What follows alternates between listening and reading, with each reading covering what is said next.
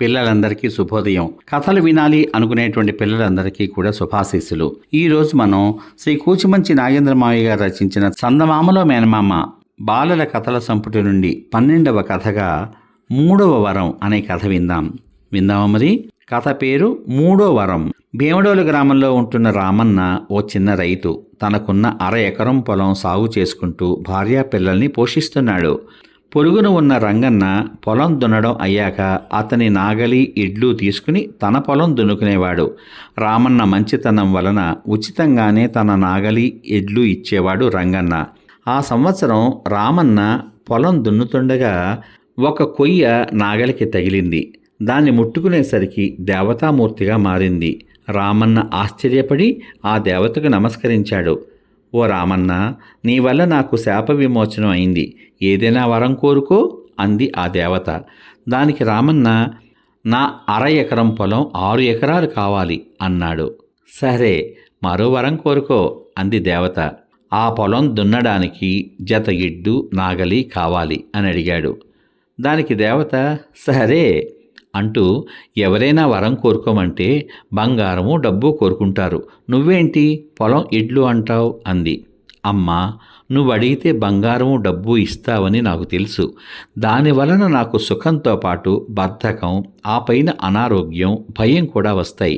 అదే నువ్వు ఇచ్చిన 6 ఎకరాల పొలం దున్ని పండిస్తే ఆరోగ్యము, ఐశ్వర్యము 2 వస్తాయి.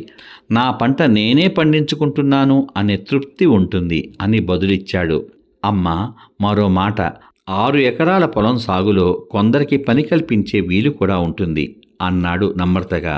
బావుంది, అందుకే నువ్వు ఏ పంట వేసినా బంగారంలా పండే 3వ వరం కూడా ఇస్తున్నాను, తథాస్తు అని చెప్పి మాయమైంది దేవత. సమాప్తం. ఇంతవరకు మీరు శ్రీ కూచిమంచి నాగేంద్రమావయ్య గారు రచించిన 12వ కథ 3వ వరం విన్నారు.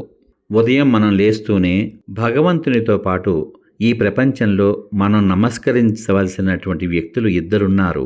వాళ్లలో మొదటివాడు రైతైతే మన దేశానికి రక్షణగా ఉండి అనుక్షణం అప్రమత్తంగా ఉంటూ మనందరినీ కాపాడుతున్న సైనికుడు మరొకరు.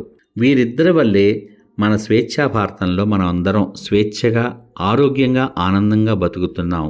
అటువంటి రైతు దేవత ప్రత్యక్షమయ్యేసరికి బంగారాలు, డబ్బు కోరుకోకుండా తన కష్టాన్ని నమ్ముకున్నవాడు కాబట్టి తన ఆరోగ్యం తాను కాపాడుకునేలా ఒక పక్కన పొలం కోరుకుంటూ దానివల్ల 10 మందికి ఆ పొలం సాగు వల్ల మరికొన్ని కుటుంబాలు బ్రతుకుతాయి అనేటువంటి విశాలమైన మనసుతో కోరుకున్నటువంటి వరానికి, కోరుకున్న విధానానికి ఎంతగానో సంతోషించిన ఆ దేవత అతను అడగకుండానే 3వ వరం కూడా ఇచ్చింది కదా.